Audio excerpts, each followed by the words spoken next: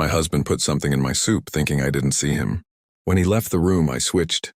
My name is Ethan and I'm 28 years old. I'm going to tell you a story that started in the American city of Los Angeles.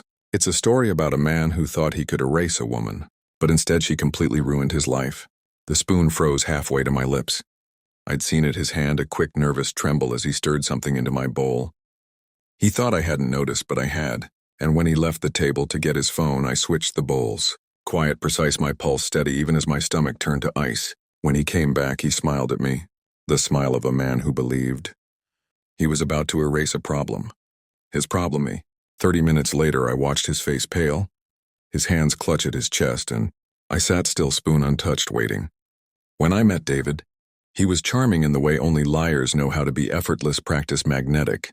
He sold me the idea of a secure life. Promises whispered in the dark. A future drawn in neat lines. Stability, family, trust. I believed him for years. I believed him. I ignored the cracks, the little lies, the absences, the shadows that trailed him home. I told myself marriage meant patience. Love meant forgiveness. Until the patience ran dry and the forgiveness turned into suspicion. The first time I knew for certain it was small. A credit card statement, 2 hotel charges. He claimed it was business, but the perfume on his shirt wasn't mine. Then came the whispered calls outside the half-erased texts. The nights he came home with guilt dripping off him like sweat. I didn't confront him, not yet. I learned to listen instead. He was reckless when he thought. I was asleep, sloppy when he believed. I was broken enough not to notice. But the night he slipped something into my soup thinking he could silence me forever, that was the night his betrayal sharpened into something lethal. Most people panic when they realize their spouse is trying to kill them. I didn't. I felt clarity, a cold surgical clarity. I didn't shout. I didn't question. I didn't ask him why. I already knew the answer. Another woman, another life, a future without me. What he didn't know was that I'd been preparing for this moment long before the soup. Quietly moving money, quietly documenting every detail quietly, building a case strong enough to hang him with his own noose. All I had to do was wait for him to tie the knot. The bowl was the beginning. I slid it across the table like nothing had changed. Watched him lift the spoon. Listened to the scrape of ceramic and silver, every mouthful sealing his fate. I mirrored him, feigning calm, though I never touched mine.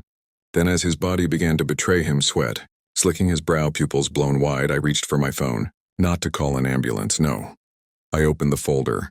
I had built over months, photos, receipts, recordings, his double life in pixels, and paper, his affairs, his theft, his plan to cash out. My life insurance. I sent it all straight to my lawyer, to his employer, to his parents, to the woman he thought he would run away with. Then I dialed 911, not for him, for me. My voice steady, rehearsed. My husband collapsed at dinner. I think he's poisoned. By the time the paramedics arrived, he was half-conscious, slurring my name. His eyes begged me to fix it, to undo what he himself had done. I leaned close, my words a whisper only he could hear. You tried to bury me, David, but you dug your own grave. They wheeled him out on a stretcher, IVs dangling, sirens wailing. Neighbors peered from their porches, murmurs rippling through the dark. And then the police arrived, evidence in hand. The story was simple. He poisoned himself. Intent clear as day. Motive obvious in the files I had so generously provided. He lived barely, but he didn't walk out free. He woke in a hospital bed with handcuffs biting his wrists. His empire crumbled, his lovers gone, his reputation shattered. And me? I walked away clean, untouched. The beautiful wife who survived a husband's attempt on her life. They believed me because I had planned for them to.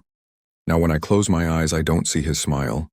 I see the moment he realized the truth, that I had seen him, that I had outplayed him, that the poison meant for me had only unmasked him. Revenge wasn't an act. It was a mirror. And David choked on his own reflection. People ask me if I feel guilty. I don't. I didn't kill him. I only handed him his own weapon. The night he tried to end me was the night I was reborn. Not as his wife. Not as his victim, but as the woman who walked away, smiling while he counted his last breaths. What lesson did you learn from this story? Please let me know in the comments.